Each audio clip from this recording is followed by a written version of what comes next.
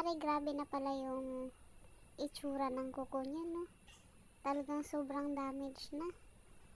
Ayan pala, kinain ng fungus. Tapos may naipon pa na mga lupa sa ilalim. Ayan naman, ginamitan niya ng grinder ng kuko para mas mapadali yung paggupit niya sa kuko. Parang nininipisan niya para madali na lang putulin. Ayan, no. Mga mare, yung ganyang kuko, meron na yung amoy.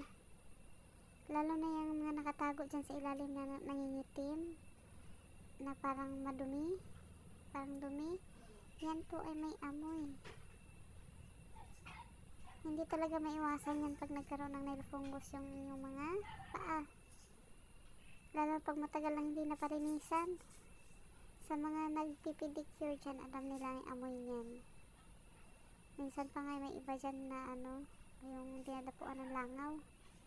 Kasi nga may amoy.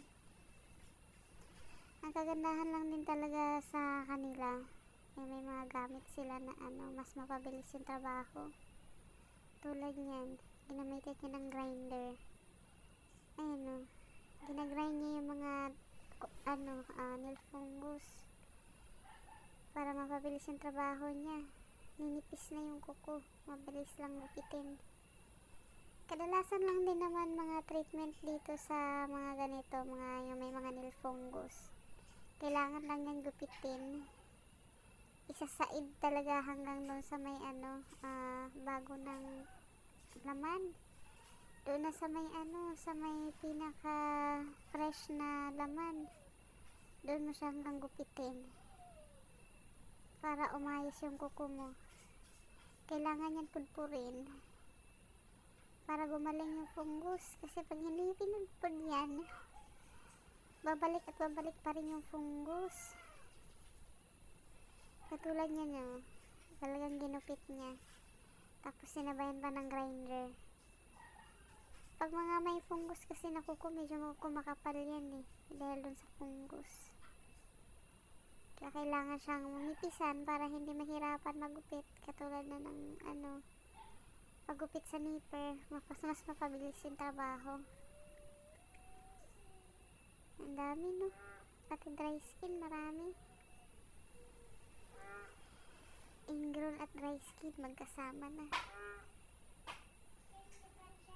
Ayan. Kailangan talagang pudpurin.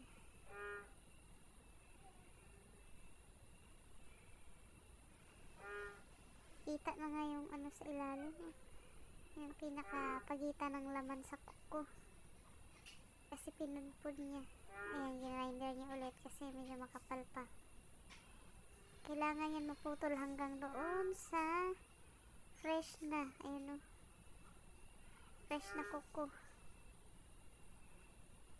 para pag tumubo wala nang fungus.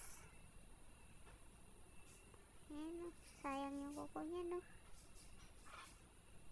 May iba naman hindi pinapagupit yung mga may nail fungus nila na kuko. Kaso lang, katagalan nun matatanggal yung kuko dahil nga kinain ng fungus.